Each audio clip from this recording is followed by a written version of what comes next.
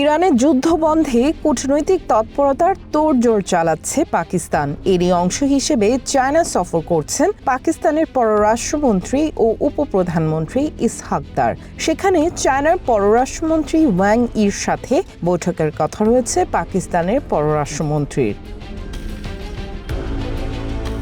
China সফরে দেশটির সাথে আঞ্চলিক উত্তেজনা, ইরান যুদ্ধ এবং দ্বিপাক্ষিক সম্পর্ক নিয়ে বিস্তারিত আলোচনা করবেন পাকিস্তানের পররাষ্ট্রমন্ত্রী।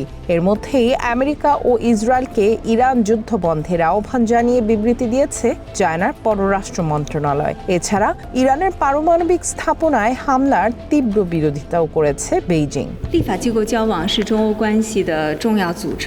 মঙ্গলবার চায়নার পররাষ্ট্র মন্ত্রণালয়ের মুখপাত্র মাও নিং জানান, বেইজিং স্পষ্টভাবে আমেরিকা ও ইসরায়েলকে ইরানে সামরিক অভিযান বন্ধের এবং দেশটির পারমাণবিক স্থাপনায় হামলা না করার আহ্বান জানিয়েছে।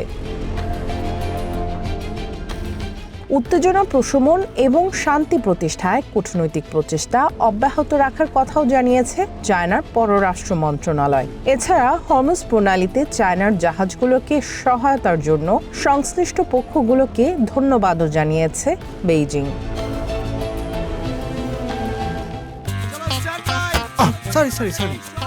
লাইফে কখন কি হয় গ্যারান্টি আছে, তাই ইন্স্যুরেন্স করুন সিটি ব্যাংকে, কারণ ইন্স্যুরেন্স করলে সিটিতে সুরক্ষা পাবেন নিশ্চিতে। চায়নার পররাষ্ট্র মন্ত্রণালয় আরও জানায়, প্রধান আন্তর্জাতিক ও আঞ্চলিক ইস্যুগুলোতে চায়না ও পাকিস্তানের অবস্থান এবং দৃষ্টিভঙ্গি একই। ইরান ইস্যুতে বেইজিং ও ইসলামাবাদ কৌশলগত যোগাযোগ ও সমন্বয় জোরদার করবে বলেও জানানো হয়। এদিকে আমেরিকা ও ইরানের মধ্যে অর্থবহ আলোচনা আয়োজনে প্রস্তুত বলে জানিয়েছে পাকিস্তান।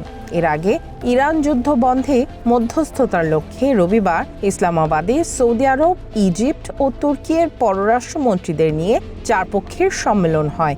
এরপরই চায়নার সাথে আলোচনার জন্য দেশটিতে সফরে গেছেন পাকিস্তানের পররাষ্ট্রমন্ত্রী।